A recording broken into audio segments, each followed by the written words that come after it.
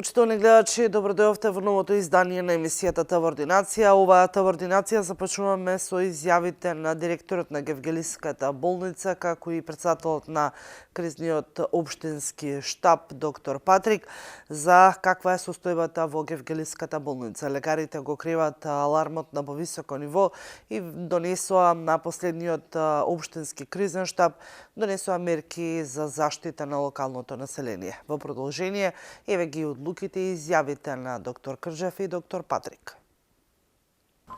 Почитувани, по состанокот на Општинскиот кризен штаб за заштита и спасување, ве разговараме со најповиканите кои што може да ни кажат во моментот каква е и епидемиолошката ситуација во општина Гевгелија и симптоматологијата на оние кои што заболуваат од овој делта и омикрон сој.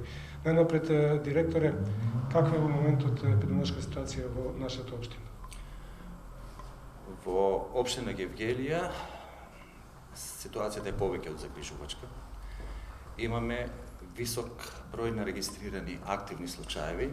Последната бројка се спекулира негде околу 250, меѓутоа реалната бројка е сигурно многу поголема од оние кои што не се регистрирани или оние кои што правиле дома тестови или оние кои што не се воведени во системот на регистрација.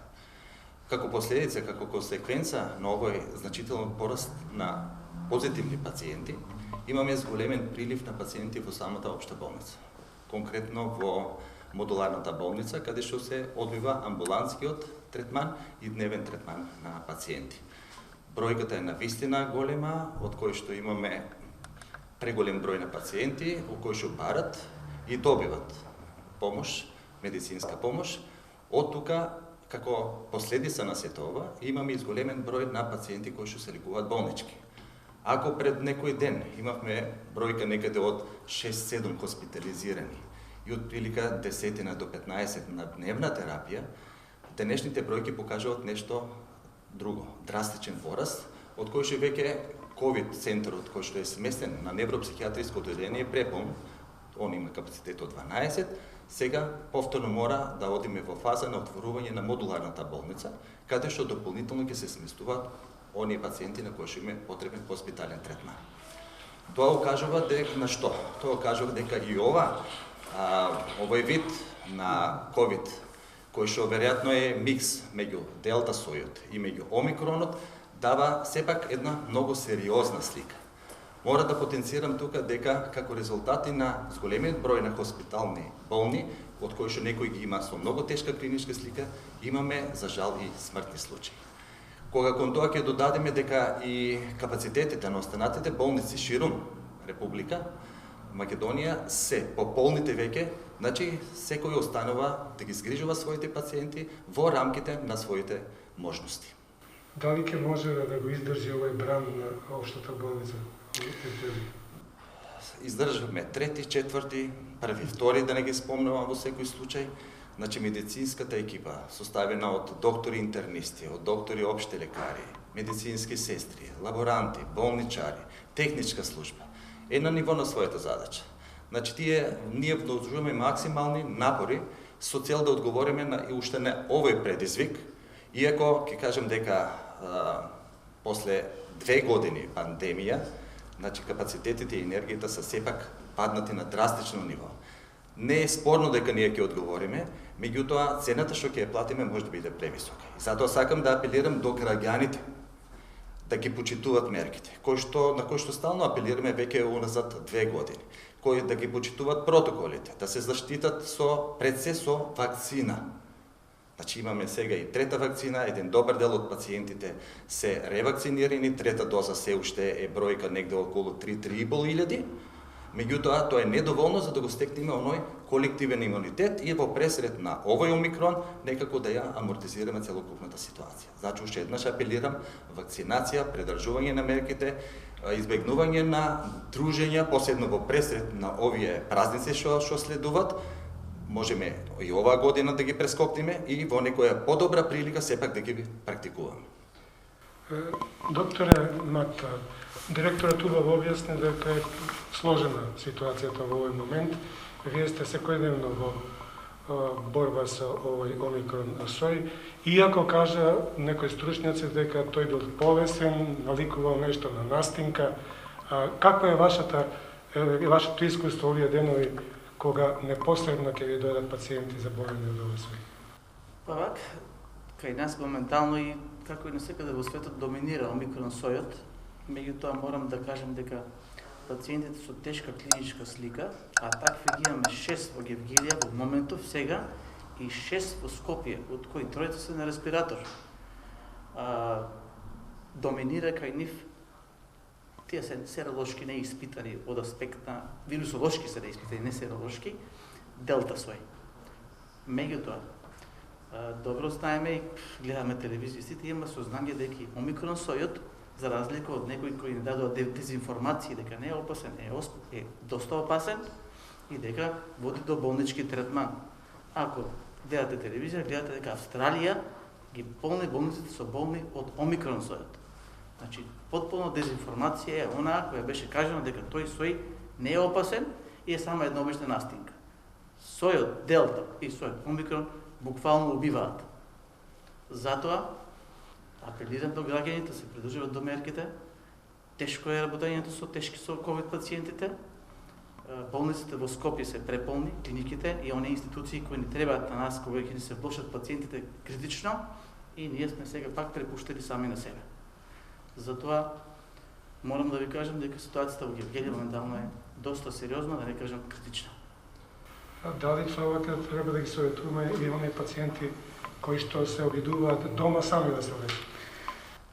Секој пациент кој е сумнитиран или се само тестирал и бил позитивен на било кој од ковид соевите, треба да се обрати кај лекарите, право да имаме реална бројка, ние сега немаме реална бројка, ние имаме бројката која да каже директорот, таа е бројка на оние кои имаат, кои се пријавени во тие соодветни инспекцијски служби.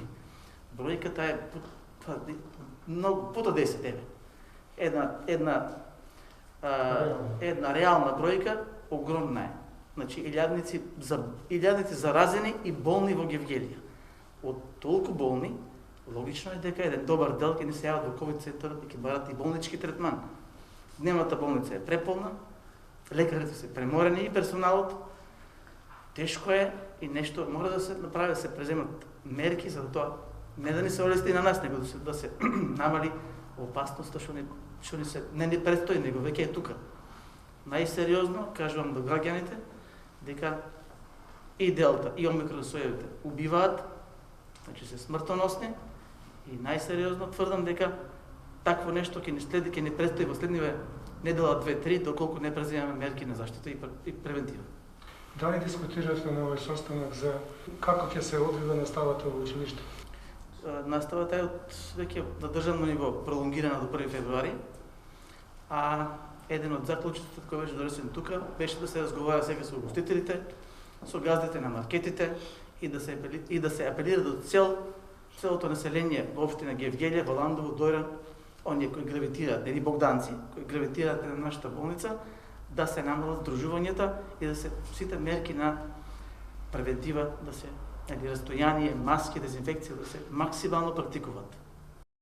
Да би само би додал конкретно до граѓаните на Гевгелија да се придржуваат на сите оние препораки што ги дававме уште во почетокот на пандемијата, значи да ги почитуваат скалилата, нивоата каде треба да се обрадат.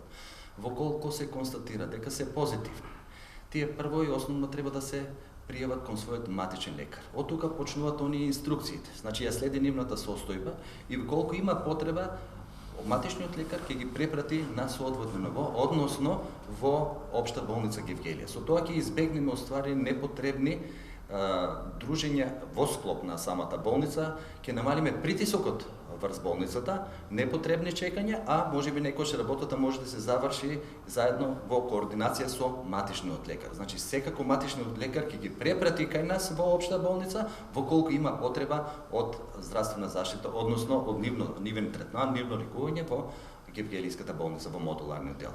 Јас се надевам дека конечно граѓаните се свесни за огромните опасни што следат од овој сој. Значи не е така безопасен како што некои сакат да го представат, затоа благовремено, ако се почитуваат протоколите, мерките, препораките што ги даваме, ако се вакцинираме на време, посебно ќе ја акцентирам вакцинацијата како еден од можностите за да и во колку настане одредена инфекција со било кој тип на вирус, ковид вирус, тогаш сепак клиничката слика ќе биде далеко полесна од она што би било кога не се вакцинират. Во прилог на ова, како аргумент морам да кажам дека 80% од оние кои што се јавуваат во ковид модуларната болница, кај нас во општа болница, се невакцинирани лица или недоволно вакцинирани лица. Смртните исходи во скоро 100% се кај оние кои што се невакцинирани или недоволно, односно само со една доза вакцина. Така да овие аргументи треба да бидат доста мотивирачки за да луѓето се вакцинират. Ви благодарам.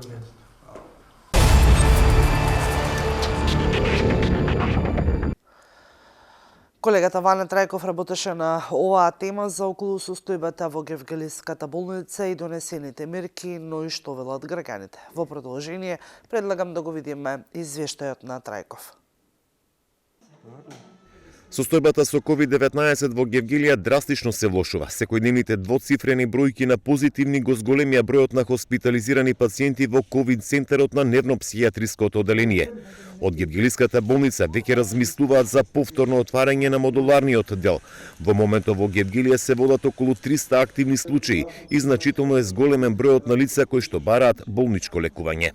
Ако пред некој ден имавме бројка некаде од 6-7 хоспитализирани и од прилика 10 до 15 на дневна терапија, денешните бројки покажуваат нешто друго, драстичен пораст, од кој што веќе ковид центарот кој што е сместен на невропсихијатриското одделение е преполн, он има капацитет од 12, сега повторно мора да одиме во фаза на отворување на модуларната болница, каде што дополнително ќе се сместуваат оние пациенти на кои што има потребен хоспитален третман. Заради високите бројки на ковид пациенти заседаваше општинскиот кризен штаб на Гевгелија. Тој од сите угостителски објекти, маркети и превозници побараа стриктно почитување на мерките за заштита од коронавирус, при што апелираа до надлежните инспектори да ги засилат контролите на терен. Една реална бројка огромна е. Значи, илјадници заразени и болни во Гевгелија. Од толку болни, логично е дека еден добар дел ќе не се јават во ковид центарот и ќе барат и болнички третман. Дневната болница е преполна, лекарите се преморени и персоналот. Тешко е и нешто мора да се направи, да се преземат мерки за тоа не да ни се олести на нас, него да се намали опасноста што не ни предстои, него веќе е тука. Гевгелија важеше за една од општините со најголем опфат на вакцинирани лица против COVID-19, но како што велат лекарите, заради опуштање на граѓаните и непочитување на мерките, бројката на новоинфицирани постојано расте. Од почетокот на пандемијата во Гевгелија вкупно заболеле 3533 лица, а од последици на COVID починале 97 лица.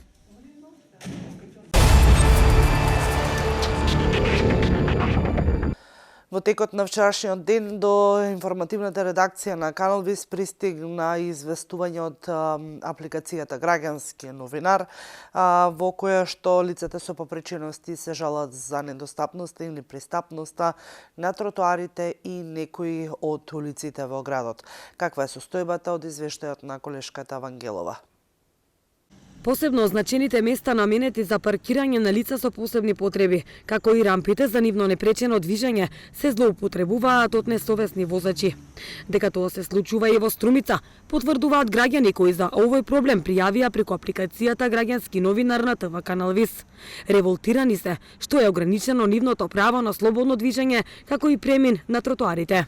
Учесникот во сообраќајот без трошка, култура и совест се паркирал на најфреквентниот премин за лицата со попреченост непреченост во инвалидски колички, мајки со бебешки колички. Ова ги преминува сите граници. Погледнете ја сликата, како вешто се паркирал и го блокирал најфреквентниот премин.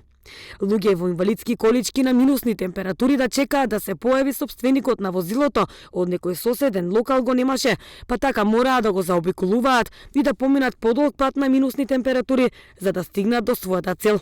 Сите имаме право на неограничено движење, барем во централното градско подрачје, и апелираме да не се блокираат ваквите премини, бидејќи истите имаат некоја друга намена, а да не се паркира токму на нив, се вели во реакцијата на граѓански новинар. И од Сдруженијето на лица со телесен инвалидитет мобилност велат дека им е ограничена можноста да се движат низ градските улици. Истовремено, се уште проблем е и пристапот до јавните објекти. Покрај проблемите со мобилноста, кои што ги имаат лицата со телесен инвалидитет, ние, лицата кои што претежно се движиме со инвалидски колички или електромоторни скутери, наидуваме на други проблеми со пристапноста во градот. Општината има овозможено пристапни рампи за премини, но од страна на несовесните граѓани истите тие премини се често пати блокирани. Па поради таа причина сме приморани да интервенираме до полицијата. Полицијата излегува на терен, го регистрира случајот, но засега немаме информација дали се спроведуваат опомените или не. А понатаму пак наидуваме на истите проблеми и после реакцијата од страна на полицијата. Би ги замолила граѓаните кои што брзат некаде, сите некаде брзаме, да. И ние лицата со инвалидитет имаме своји животи, планирани обврски и сме планирале да стигнеме од едно место до друго место. И го планираме местото според пристапноста што ни е овозможена во градот, но доколку наидеме на вака блокиран пристап, приморани сме или да ја откажеме обврската или да доцнеме на истата. А не секогаш временските услови ни се наклонети за тоа. Дали врне дожд, дали се минусни температури, што за нашето здравје тоа значи многу. И поради таа причина ги замолувам граѓаните да бидат малку посовесни и да внимаваат каде паркираат, да не ги блокират нашите премини и да ни ја отежнуваат мобилноста уште толку, бидејќи тоа за нас е голем проблем, а за нив е многу малку тоа да го направат. Само треба да помислат и да видат каде се паркираат. Друго што сакам да ги замолам е исто така да не ги блокират, да не ги зафаќаат паркинг местата на лицата со попреченост, кои што се наменети за таа намена. Бидејќи исто така, тие се определени за нас и треба да служат за нас, а не за некои други. Или да наоѓаат изговори дека биле за кратко и дека брзале и така натаму. Лицата со инвалидитет мора да имат пристап до, како и сите други лица, до сите институции, до сите објекти, како стамбени, така и деловни објекти. И покрај постоечкото законодавство и политики, истражувањата покажуваат дека граѓаните со попреченост сепак се чувствуваат ограничено во можноста да се движат низ градските улици, пристапот до и во јавните објекти, тоалети и услуги, велат од мобилност. Дополнително со правилникот за стандарди и нормативи за урбанистичко планирање е уредено правото за паркинг места во кое е предвидено 3% од групните паркиралишта да бидат обезбедени за лица со телесен инвалидитет. Додека на паркиралишта со помалку од 20 места се предвидува минимум едно паркинг место за овие лица.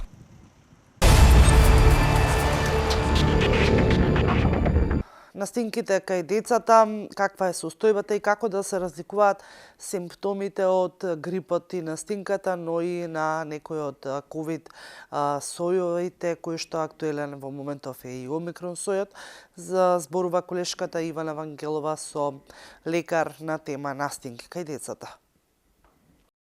Течност и витаминска терапија препорачуваат лекарите за децата кои имаат настинка, грип па и ковид. Во првите денови тие не препорачуваат антибиотици, додека не се докаже дали детето има некоја бактериска инфекција или додека не се јави кај својот матичен лекар.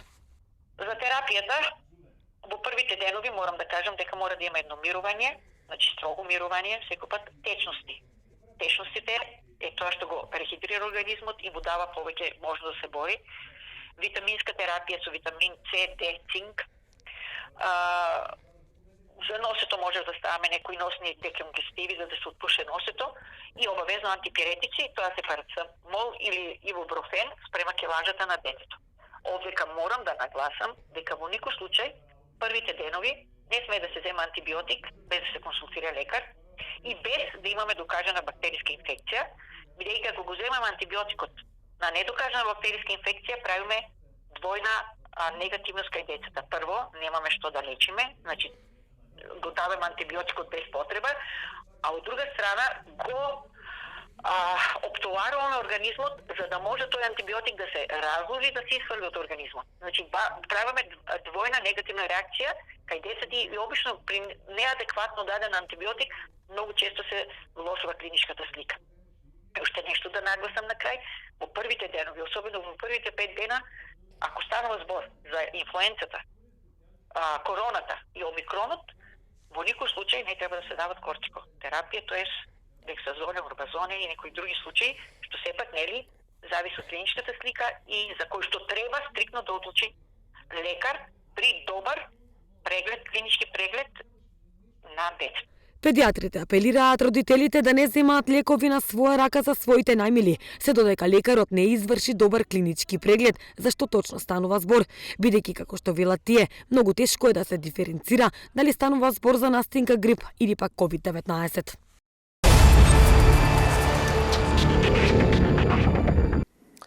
А каква е општата слика со ковид во земјава и југоисточниот регион, гледаме во следниот прилог. Омикрон сојот доминира во државата, потврден кај 60% од секвенционираните позитивни тестови. Над 1000 реинфекции за само 7 дена, а бројката на активни случаи изголемена за 3 пати од почетокот на годинава. Во болниците има преку 400 хоспитализирани. Во текот на минатата недела 1247 граѓани кои веќе еднаш го прележале вирусот повторно се заразиле, а тоа е пораст за речиси 32% споредено со неделата претходно. За разлика од претходните периоди на епидемијата и соеви на вирусот, сега најчесто на удар се младите.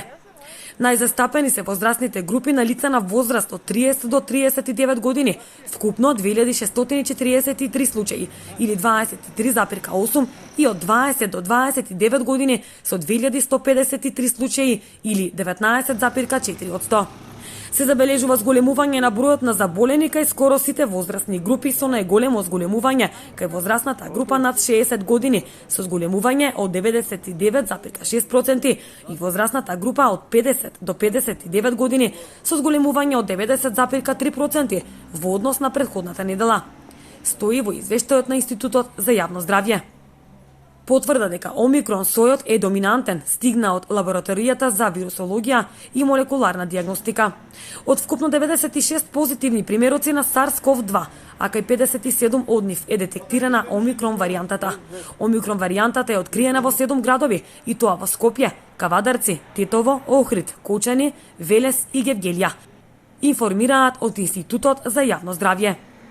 Во текот на минатата недела направени се 45.401 тестирање, а во просек позитивни биле 24,4%.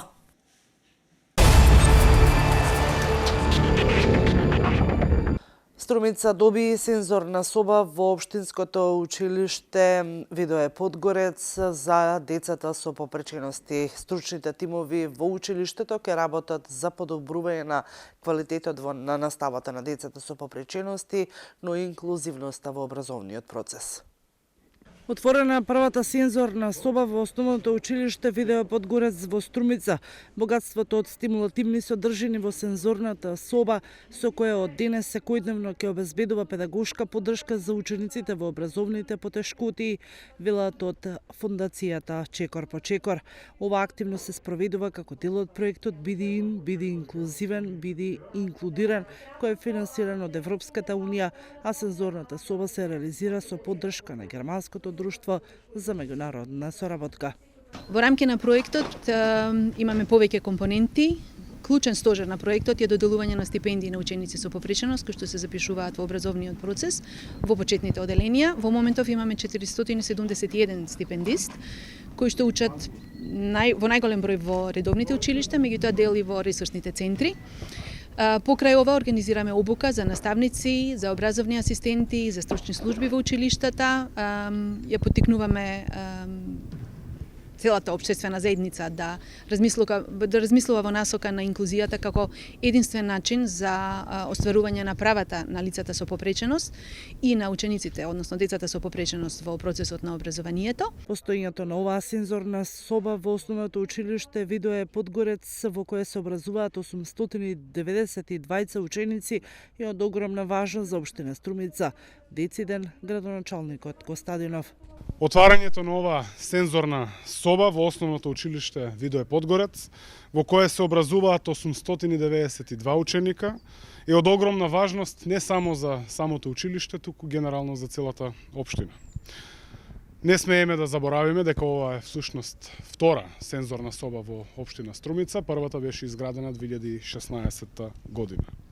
Сензорните соби нудат стимулација на учениците со попреченост во заштитена и контролирана средина, во која преку индивидуална работа со 25 дечења, колку што имаат потреба во моментов во ова училиште во Видое Подгорец, ќе се овозможи развој на нивните потенцијали и активно вклучување во воспитниот и едукативниот процес. Проектот Биди инклузивен, биди инклудиран, има за цел да обезбеди рамноправна вклученост на децата со попреченост во редовните и основните училишта, со создавање на пристапни и стимулативни средини за учење.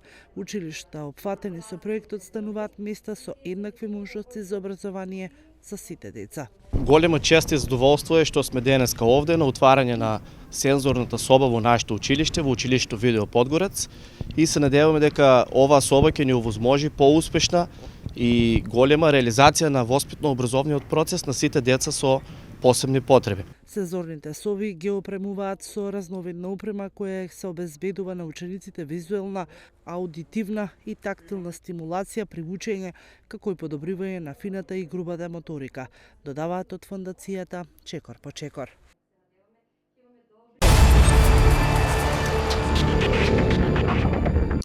Овдека ставам крај на денешното издание на емисијата ТВ Ординација. Останете и понатаму со нашиот канал. Од мене до гледање.